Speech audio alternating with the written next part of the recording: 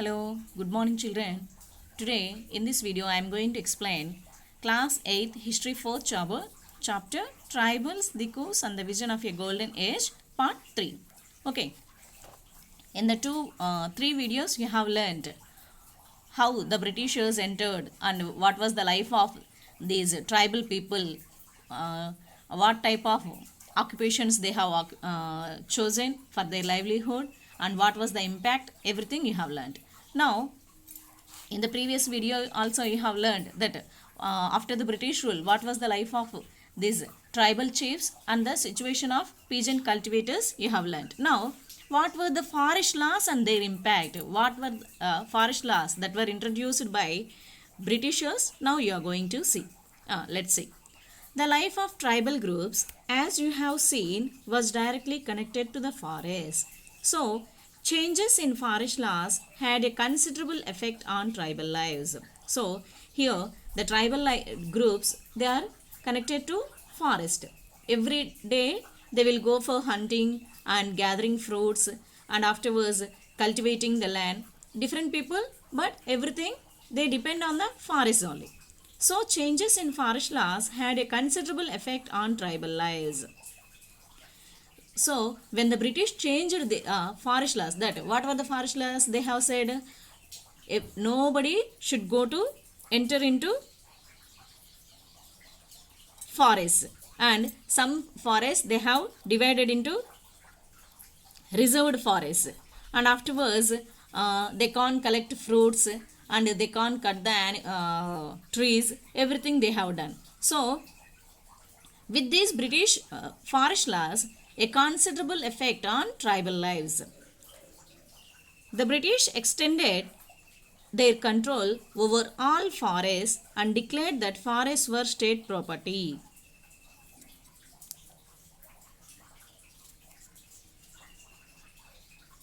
Some forests were classified as reserved forests for they produced timber which the British wanted.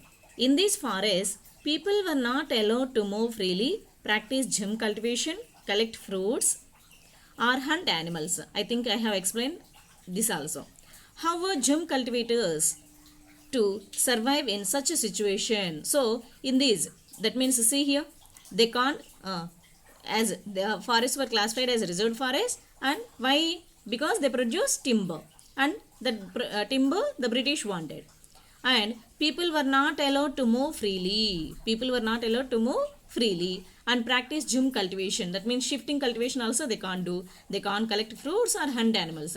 If all these their activities, if they were not allowed to do those activities, means how were gem cultivators to survive in such a situation? In that situation, how these people will survive?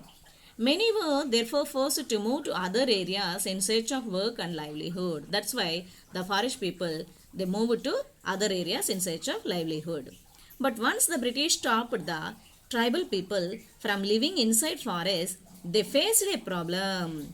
So, after all these people, many of the people migrated to other places, the British faced a problem. What was the problem? See, from where would the forest department get its labor to cut trees for railway sleepers and to transport logs? If the labor were not there in the forest, who will do all these things? Who will cut the logs? Why those logs? For railway sleepers. Okay. This was the problem faced by the British. Colonial officials came up with a solution. They decided that they would give gem cultivators small patches of land in the forest and allow them to cultivate these on the condition that those who lived in the villages would have to provide labor to the forest department and look after the forest. That's why what the Britishers thought, they came up with a solution. What was the solution? That gem cultivators, that means these shifting cultivators, they will be given a small patches of lands, and the in return what they have to do, they have to supply the labors to the British people. That was the solution brought by British officials. So, in many regions in forest department, established forest villages to ensure a regular supply of cheap labor. That's why in many regions of forest department, these they have established forest villages. That means some particular people will be there and they will be given some lands. In return, they have to supply labor, cheap labor you should see. That means with low cost, low wages, they have to supply labor. Okay, they have to work. Next, many tribal groups reacted against the colonial forest laws. They disobeyed the new rules, continued with practices that were declared illegal, and at times rose in open rebellion. So, when they came up with the solution, but it will provide only work to some people only. That's why what the many tribal groups they have done, they have reacted against the colonial forest laws. They disobeyed the new rules. Why? Who are you? Why you're setting rules to us like that? They rebelled and they practiced the illegal activities. We can't say that it illegal activities, but what the Britishers said not to do, the people did. That means they entered the forest, they hunted animals, they collected fruits, roots, and everything they have done. And at times rose in open rebellion. They fought against the Britishers. Such was the revolt of Songram Sangma. Children, see this? Songram Sangma in 1906 in Assam. So, first of all, these tribal groups, they revolted. This was the first revolt by tribal people.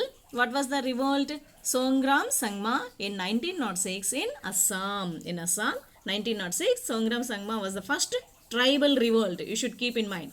This is tribal revolt. And the forest satyagraha of the 1930s in the central provinces. So, in 1906 in Assam was the first one. In 1930s, this was the second one. And it rose in central provinces. Okay. That means Madhya Pradesh, Chhattisgarh, like that. In those places, it came. That was forest satyagraha. So, these were the notable revolts on the Britishers by the tribal groups. Next, the problem with trade. The problem with trade. So, let's see. During the 19th century, tribal groups found that traders and money lenders were coming into the forest more often, wanting to buy forest produce, offering cash loans, and asking them to work for wages. So, afterwards, with the trade, what was the problem faced by tribal people? Let's see. During the 19th century, tribal groups found that traders and money were coming into the forest more often. So, before that, these tribal people only used to go to these money lenders. But when the 19th century came, by that time, it increased to double. That means often these money lenders and traders are coming to forest and they were offering cash loans and asking them to work for wages, that we will provide work to you. You work for us, like that. These money lenders and traders, they were asking the people. It took tribal groups some time to understand the consequences of what was happening. So, at first they did not notice. Maybe they thought they are offering us loans, they are giving cash loans and they are providing work. Like that they felt. But when the consequences are very harsh, then they found what was happening. Let us consider the case of the silk growers. Here they have given you one situation, that was silk growers. That means these mulberry leaves. On the mulberry leaves, silkworms, you know na, we will collect, they will prepare silk thread. So, here they have given the example of these silk growers. In the 18th century, Indian silk was in demand in European markets. You know, already in the second lesson, okay, cotton and wood, fine silk, okay, how much, and about that indigo, everything you have learnt about this. So, by the 18th century, Indian silk was in demand in European markets. The fine quality of Indian silk was highly valued and exports from India increased rapidly. So, as there was demand for Indian silk. Okay, the and it was highly valued. So the exports from India increased rapidly. When there was demand, the traders they worked on that and they have produced more silk and they collected and they exported silk to other countries. As the market expanded, East India Company officials tried to encourage silk production to meet the growing demand. When it was a profitable business, the East India Company what it has done, the officials encouraged the silk production and why to meet the growing demand to supply more and more silk to European countries. Hazaribagh in present day Jharkhand. So here the place was Hazaribagh. In which state it was? It was in Jharkhand. Was an area where the Santals reared cocoons. So in Jharkhand, this Hazaribagh was the place where these silkworms will be grown. Okay, there this one type of tribal groups in Jharkhand Santals, the tribal group, they reared rare cocoons. The traders dealing in silk sent in their agents who gave loans to the tribal people and collected the cocoons. So here the traders what they have done, they have sent their agents who gave loans to the tribal people. See, for every person there will not be enough money to rear cocoons. That's why what they have done, the British officials they have sent their agents to give cash loans to the tribal people and collected the cocoons. The growers were paid 3 rupees to 4 rupees for 1,000 cocoons. See, for 1,000 cocoons, they have paid only 3 rupees or 4 rupees. These were then exported to Burdwan or Gaya, where they were sold at 5 times the price. See, here they are paying 3 or 4 rupees. 5 times means 15 rupees or 20 rupees. So, from the tribal people, they will collect for 1,000 rupees, they will pay 3 rupees or 4 rupees. But in Burdwan and Gaya, where they were sold at, after reaching to towns, they will sell them at 5 times. That means 15 rupees or 20 rupees per 1,000 cocoons. The middlemen, so called, because they arranged deals between the exporters and silk growers made huge profits. So, in between, the agents who were there in between these, they were earning more money. They made huge profits. The silk growers earned very little. For them, how much they will do farming, this rearing and feeding the silkworms and all those. They earned very little. They earned very little amount. Understandably, many tribal groups saw the market and the traders as their main enemies. So, by the result, slowly they understood that this market where they were looted and the traders as their main enemies. These traders only cheating them. It took a little time to understand about these traders. Next. The search for work. The plight of the tribals who had to go far away from their home in search of work was even worse. But here they are going to tell about the situation who migrated to other place in search of work.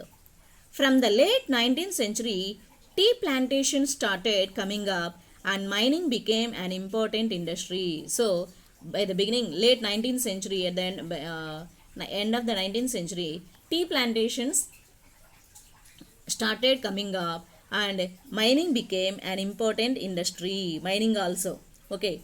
And tribals were recruited in large numbers to work the tea plantations of Assam and the coal mines of Jharkhand. So, here, for this tea industry, tea plantations and the mining industry, they want large number of laborers. Okay. Where they kept these tea plantations of Assam. In Assam, tea plantations and in Jharkhand coal mines, they need a large number of workers. They were recruited through the They were recruited through contractors who paid them miserably low wages and prevented them from returning home. So here, if a tribal man is going and asking work, means nobody will go. So here in plantations and mining, they need a large number of workers. That's why they have appointed some agents, and these middlemen, brokers, what they have done, they have given low wages to these, and whatever the companies they are giving, they have made huge profits in between the middlemen. The middlemen earn, here also the middlemen earn more, and they stopped these labor also, these tribal people also, by going home, because here you can get work, continuous work, you can get salary, like that they said, and they prevented the tribal people from going home. Next, a closer look. Through the 19th and 20th centuries, tribal groups in different parts of the country rebelled against the changes in laws, the restrictions on their practices, the new taxes they had to pay, and the exploitation by traders and money lenders. So, by the 19th and 20th centuries, tribal groups in different parts of the country rebelled against the changes. So, with all these, all types of people suffering, and here also their work also looted, with all these, the tribal people were unhappy, and they started revolts. And they said restrictions on their practices, that means their regular works, whatever the restrictions the Britishers said, and the taxes, the new taxes what they were asking to pay, and the exploitation of traders, that means looting these tribal people by traders and money lenders, everything, all these situations made them tribal people unhappy, and they started rebellion. The Kols rebelled in 1831 to 32, Santals rose in revolt in 1855, the Butsar rebellion in central India broke out in 1910, and the Varli revolt in Maharashtra in 1940. So, from the 1831 to 32 and 1855, 1910 and 1940. So, in sometimes all these tribal people in different parts of India, they started revolts. The movement that Birsa led was one such movement. Here they were saying about here Birsa also started one movement. Let's see what was the revolt. Okay, Birsa Munda. Birsa was born in the mid 1870s. The son of a poor father, he grew up around the forests of Bohonda, grazing sheep, playing the flute, and dancing in the local akhara. Local akhara means these are folk songs. So he was a shepherd boy. He used to grazing, take his sheep for grazing and playing flute and dancing in the local akhara. Forced by poverty, his father had to move from place to place looking for work. As they were poor, his father has to move from place to place for work. As an adolescent, Birsa heard tales of the Munda uprisings of the past and saw the sirdars of the community urging the people to revolt. So, by growing up, Birsa found that what was his community people facing, what were the problems, and the sardars, that means tribal chiefs, they were asking the people to revolt against everything he experienced and he understood. They talked of a golden age when the Mundas had been free of the oppression of the Kus, and said there would be a time when the ancestral right of the community would be restored. And he heard in the conversations that when the rebellion happens, then only the golden age will come. The miseries of the tribal people will go. Like that he heard. They saw themselves as the descendants of the original settlers of the region, fighting for their land, reminding people of the need to win back their kingdom. So, after this, with the British rules, how much they suffered, and they have to revolt against the Britishers, and they have to get back the rights. Everything he heard and understood. Birsa went to the local missionary school and listened to the sermons of missionaries. There too he heard it said that it was possible for the Mundas to attain the kingdom of heaven and regain their last rights. So he used to go to missionaries also school, missionary school he has studied, and there also he said, he heard that they can, with the revolt, they can establish their, they can get their kingdom back, their Birsa kingdom. This would be possible if they became good Christians and gave up their bad practices. So he heard that if the tribal people become Christians, then only it will be possible.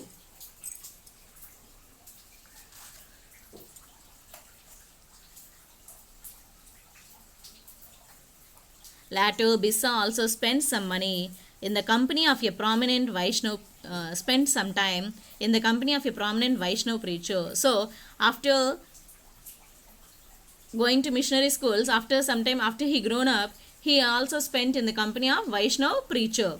He wore the sacred thread and began to value the importance of purity and piety. So, here also he has learned the Vedas and some importance of purity and piety.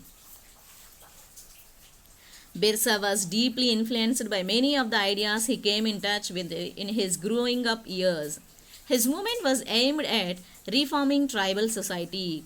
He urged the Mundas to give up drinking liquor, clean their village, and stop believing in witchcraft and sorcery. But we must remember that Birsa also turned against missionaries and Hindu landlords. So, all the places he roamed, and he understood what the tribal people have to do for their freedom. So, he urged his tribal groups not to drink liquor and to clean their village and stop believing in witchcraft. That means all these ill beliefs. He saw them. Birsa also turned against missionaries and Hindu landlords. That there also he found something, that missionaries to develop their religion, and Hindu landlords also how they misbehave or inferior, how their superiority they will show against these labor people. Everything he understood, and he turned against the both of these. He saw them as outside forces that were ruining the Munda way of life. So he found that they were ruining the Munda way of life also. In 1895, Birsa urged his followers to recover their glorious past.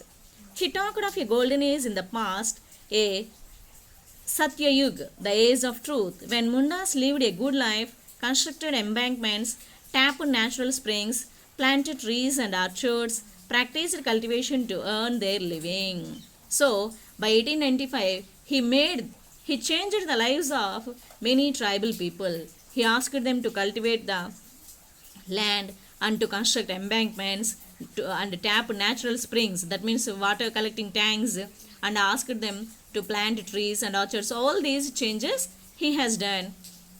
He asked the people.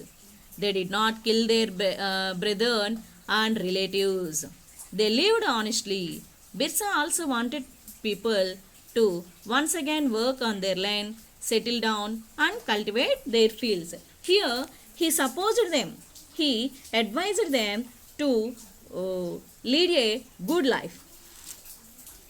What worried British officials most was the political aim of the Birsa movement, for it wanted to drive out missionaries, money lenders, Hindu landlords, and the government, and set up a Munda Raj with Birsa at its head. So, here the British officials were very much worried. They were worried about this Birsa movement, and they were against the Hindu landlords and the money lenders, missionaries, Hindu landlords, and the government, and they want to set up their own Munda Raj. Munda Raj means Munda society. This is a tribal society, and Birsa as its head. That means they found that Birsa himself want to create a kingdom Munda Raj. This worried the British people, made them worried. The movement identified all these forces as the cause of the misery the Mundas were suffering. Next. The land policies of the British were destroying their traditional land system.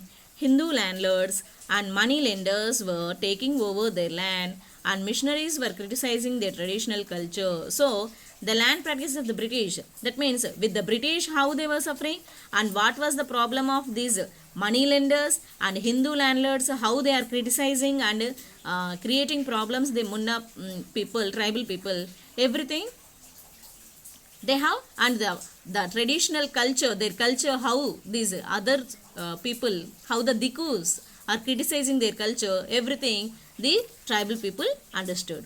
As the movement spread, the British officials decided to act. They arrested Birsa in 1895, convicted him on charges of rioting, and jailed him for 2 years. So when Birsa changed the lives of all the tribal people, and as they were busy in agriculture, the British, they want to do something, and they have arrested Birsa in 1895. In 1895 they arrested him and kept in prison for 2 years. When Birsa was released in 1897, he began touring the villages to gather support. He used traditional symbols and language to rouse people, urging them to destroy Ravana. Ravana means here Dikus and the Europeans. After coming from the jail also, he roamed in the villages, in his tribal villages, and asked the people to destroy Ravana. That means to send back these Dikus and the Europeans, and establish a kingdom under his leadership. Birsa's followers began targeting the symbols of Diku and European power. So, by inspiring of his speeches, the people, the followers, they started fight on the European Dikus and the European power. They attacked police stations and churches and raided the property of money lenders and jamindars. So, they started revolting and they started fights. They raised the white flag as a symbol of Birsa Raj. So, wherever they have gone for fight, after destroying those places, they raised white flags also as a symbol of Birsa Raj. In 1900, Birsa died of cholera and the movement faded out. So, in 1900, when he was released, in 1897 he released, within 3 years he died of cholera. Okay, and the movement faded out. However, the movement was significant in at least 2 ways, but when he was alive, the movement was in full-fledged for 2 years, in 2 ways. First, it forced the colonial government to introduce laws so that the land of the tribals could not be easily taken over by Dikus. So, with their movement, they demanded the British government that the Dikus could not take in easily the tribal lands. Second one, it showed once again that the tribal people had the capacity to protest against injustice and express their anger against colonial rule, and they have proven that the tribals also not a small power. With their unity, they can, whoever will harass or face create problems, they can. The tribal people had the capacity to protest against the injustice, and they will ask for the justice also, and express their anger against colonial rule. Suppose for example, if anybody unnecessarily shouts you or harass you, what we will do? We will go against them. We will ask them. We will question them. We will not tolerate. Like that, here these tribals also not less. They also can rose against the harassment. Like that, they have proved. They did this in their own specific way, inventing their own rituals and symbols of struggle. So, with their culture only, with their tradition only, they fought against the Britishers. So, this was the lesson, children. Tribals, Dikus, and the vision of a golden age. I hope you understood the content. Thank you. Have a nice day.